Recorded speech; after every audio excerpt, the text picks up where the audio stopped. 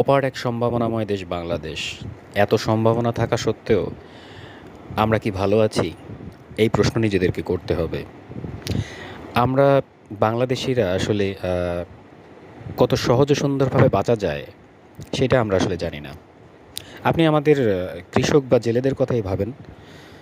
এত কষ্ট করে তারা ফসল উৎপাদন করে, মাছ আহরণ করে, কিন্তু এর লাভের বেশিরভাগ অংশই কিছু ফটকা টাউট মধ্যস্বত্বভোগীরা কোনো ধরনের কাজ করা ছাড়াই সেটা নিয়ে যায়। কিন্তু সাধারণ ক্রেতা যারা, আমরা সাধারণ মানুষ যারা, তারা কিন্তু কিচ্ছু পাচ্ছি না এবং আমাদের কোনো অবস্থার উন্নতিও হচ্ছে না। এটা সমাধান কি? এটার সমাধান হচ্ছে আমাদেরকে আরও সচেতন হতে হবে।